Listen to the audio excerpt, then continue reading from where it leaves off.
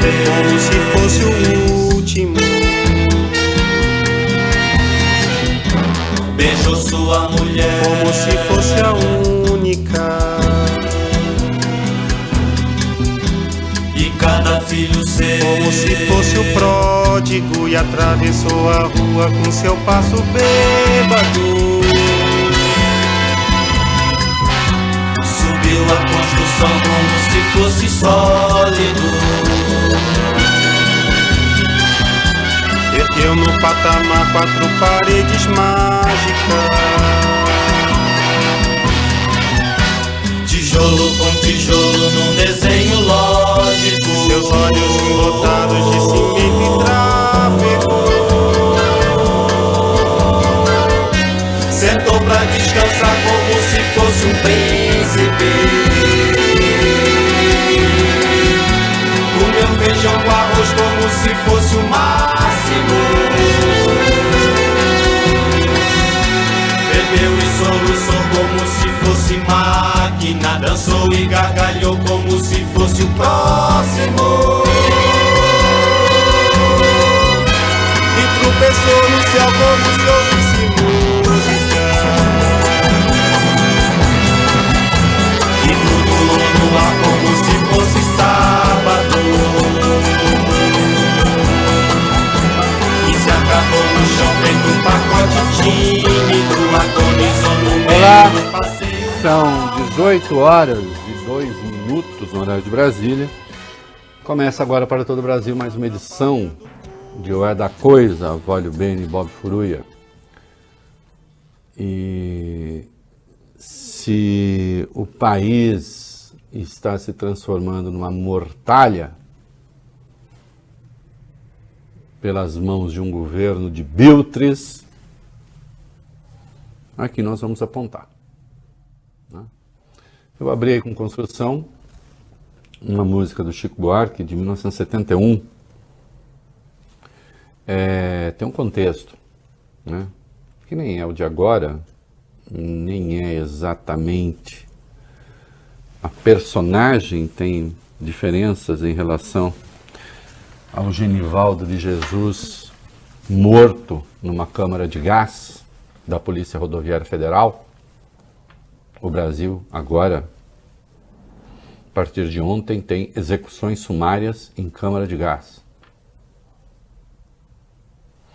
Aí é um trabalhador no milagre, no chamado milagre econômico, né?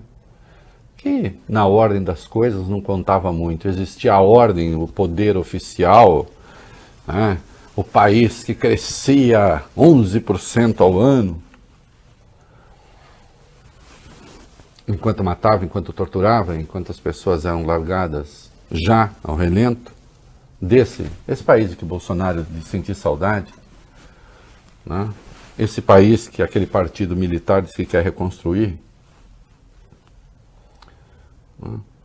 E aí então o Chico fez essa música Construção, genial, aliás, com uma observação técnica aí, para a qual frequentemente se chama atenção.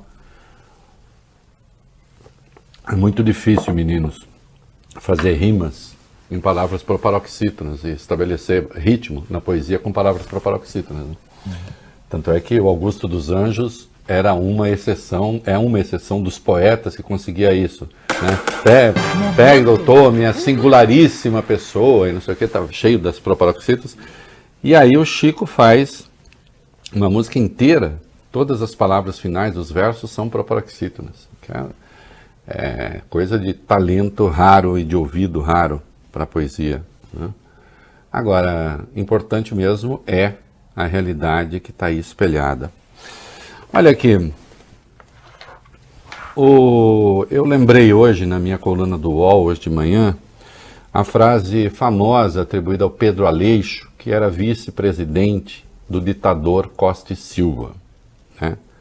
E o vice-presidente do ditador Costa e Silva, quando se decidiu baixar o AI-5, decretar o AI-5, que inaugurou aquilo que o Hélio Gaspari chamou em um dos seus livros de a ditadura escancarada, e você pode chamar escancarada, reganhada, o que você quiser, descarada, né? que liberou os cães sangrentos, né, e sanguinolentos para a tortura, para a morte, né, para o vale tudo. O Pedro Aleixo disse uma frase que tem valor, embora eu não concorde inteiramente com ela. Ele diz assim: presidente, disse, o problema de uma lei assim não é o senhor, nem os que com o senhor governam o país. O problema é o guarda da esquina. Com isso, ele queria chamar atenção para o fato de que quando você tem uma ordem que emana do palácio, quando você tem uma ordem que emana do poder, que é violenta, é claro que isso se espalha, isso se espraia, e aí, então, o guarda da esquina, isto é, a última ponta, digamos, da hierarquia do poder, será igualmente violenta. Né? Então, a violência começa no topo e se espraia. Diz o Pedro Aleixo, o problema não é o senhor, os que o senhor governa. Não, também eram, sim. Afinal de contas, existia uma ordem ditatorial porque existiam os ditadores e aqueles que com eles condescendiam. É nessa parte que eu discordo do Pedro Aleixo. Aliás, ele também fazia parte da ordem ditatorial, embora fosse o civil. Né? Sim, o problema também era o presidente. Não havia como não saber da tortura. O problema também eram seus auxiliares. Sim, eles sabiam.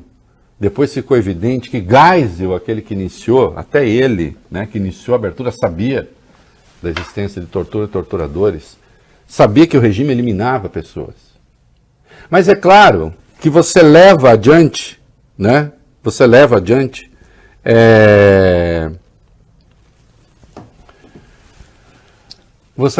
essa violência.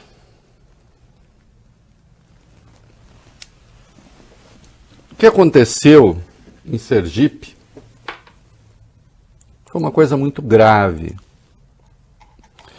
Um homem doente, paciente de esquizofrenia, que tomava remédios. Um homem doente, mas são moralmente. Sem dúvida. Doente, padecia esquizofrenia, tomava remédio, mas ele era são moralmente. Ele encontrou policiais, para todos os efeitos sãos, mas doentes moralmente. E aí já não se fale mais dos indivíduos apenas, embora eles tenham de ser responsabilizados por aquilo que aconteceu. A gente tem de falar de um ente. Eles pertencem à Polícia Rodoviária Federal. E quando você tem ou uma ordem ditatorial, como você tinha no AI-5, ou orientações violentas que emanam do centro do poder, as pessoas na ponta fazem coisas violentas porque elas acham que elas podem fazer, porque elas se sentem autorizadas a tanto, porque elas acham que esse é o caminho correto. Porque passam a ter na condição de autoridade uma visão que despreza o outro, que despreza o povo, especialmente, como era o caso, mais uma vez, também ele, um homem negro, quando eu digo negro do ponto de vista cultural, de classe, ele era o que o IBGE chama pardo. Não, também eles, os pardos, são tratados como negros. Aliás, na música magistral do Gil e do Caetano, já tantas vezes citada aqui no Haiti, são os pobres e tão pretos, pretos e tão pobres. E essa gente que se pode matar. Genivaldo de Jesus Santos foi parado pela Polícia Rodoviária Federal. Tinha problemas de saúde, segundo seu sobrinho, estava com os remédios no bolso. que se saiba sem ficha na polícia, sem nada, mas doente. Teria reagido mal à abordagem. Mas os vídeos mostram, ele já tinha sido imobilizado. E os policiais, sem nenhum temor, como diria Padre Vieira, sem nenhum temor nem perigo, eles estão sendo filmados, eles sabem disso, mesmo assim eles abrem o capô da viatura, colocam lá o homem que eles acabaram de imobilizar, fecham a tampa do porta-mala na perna dele, caracterizando tortura evidente. Tortura evidente! E ainda acham pouco. E aí jogam gás lacrimogêneo, gás de pimenta, fazendo uma câmara de gás.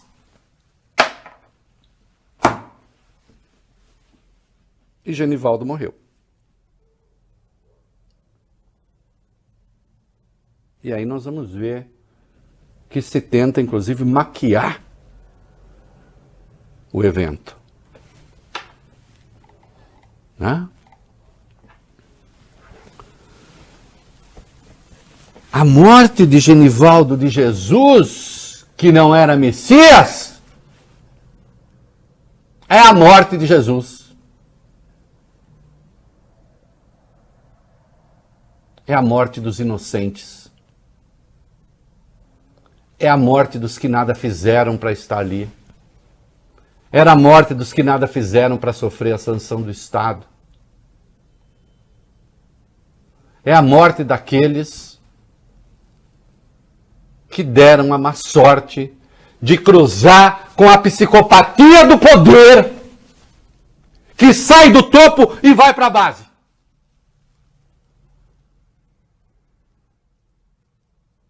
Essa morte nos envergonha, deveria nos envergonhar. Demorou até que a imprensa percebesse. Isso me assustou. Demorou. Depois perceberam a gravidade da coisa.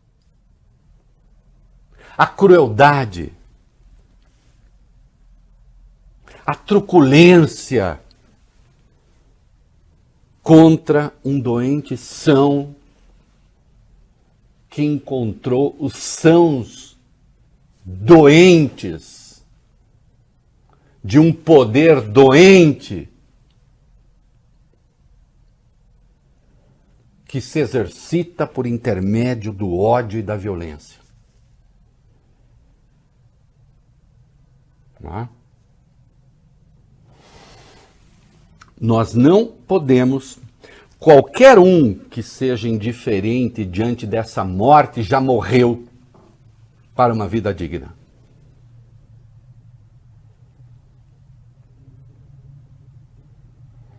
Nem mesmo, e não seria justificado nem assim, mas é isso que, assim, torna a coisa particularmente espantosa.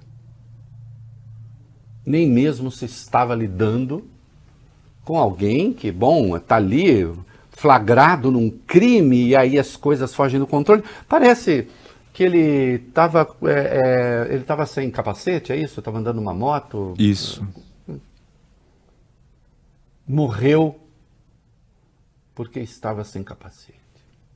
Não. Ele morreu porque aqueles que o mataram acham que podem fazê-lo, que têm autorização para fazê-lo, que agora essa é a nova ordem. Pertencentes à Polícia Rodoviária Federal, aquela mesma que tinha protagonizado um massacre no dia anterior. Contra a lei, porque eu quero saber, e até agora não se disse o que a Polícia Rodoviária Federal estava fazendo lá. Nós vamos ver daqui a pouco. Estado criminoso por intermédio dos seus agentes. Orientação que emana de cima por intermédio dos valores que propaga. Em que o outro é alvo de arminha, de truculência, de violência, de discriminação, de ódio. Genivaldo não fez nada. Poderia ser você. Poderia ser você. Ah, não, eu sou branco.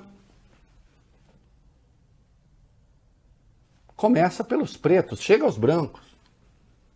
Claro que chega, sempre chega. A tirania, quando vai se exercendo, a democracia, quando vai se corroendo, ela tem seus alvos preferenciais, mas depois ela vai se espraiando.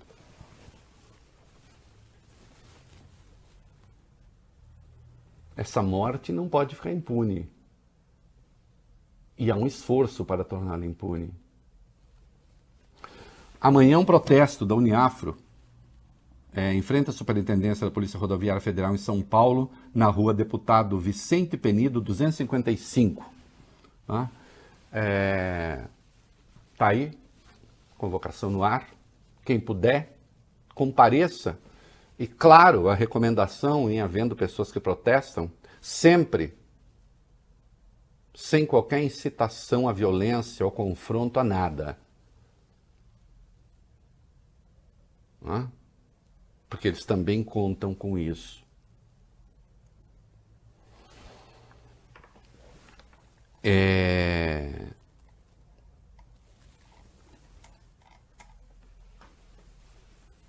um brasileiro morto numa câmara de gás. Genivaldo, por sua renda, por sua condição social, por tudo. Genivaldo tem a cor da maioria dos brasileiros, tem a renda de 70% dos brasileiros. Genivaldo é um brasileiro e representa todos os brasileiros mortos numa câmara de gás do Estado brasileiro. É isso. Importante sobre a Polícia Rodoviária Federal. Polícia Rodoviária Federal afastou os agentes envolvidos no assassinato do Genivaldo, demonstrando então que o que eu comentei ontem já à noite, hoje de manhã no UOL e agora há pouco aqui na rádio está certo. É aquilo que a Polícia Rodoviária Federal, ela mesma falou ontem, está errado. Entre os mortos da Vila Cruzeiro, ainda a Polícia Rodoviária Federal, porque está na operação, há aquela moça, veja o nome dela para mim, por favor, me escapa agora, que foi morta dentro de casa, em circunstâncias ainda a serem apuradas. Também morreu um mototaxista, um ex-militar e um estudante, sem passagens pela polícia. Gabriele Ferreira da Cunha. Gabriele Ferreira da Cunha. Ricardo José Cruz Zacarias Júnior, Douglas Costa Inácio Donato e João Carlos Arruda Ferreira, de 16 anos, sem envolvimento nenhum deles com narcotráfico. Olha aqui, houvesse uma única inocente comprovada, morta nessa operação, dada a forma como foi feita, e já seria lastimável. Mas já são 4. Comprovadamente sem vínculo com o narcotráfico. E há mais um monte de gente lá que não tinha ficha policial conhecida.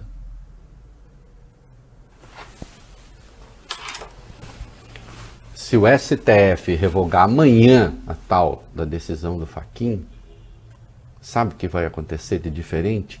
Nada. As operações se repetirão com esses muitos mortos, porque são 181 em um ano. Eu também quero uma polícia que funcione. Eu também quero.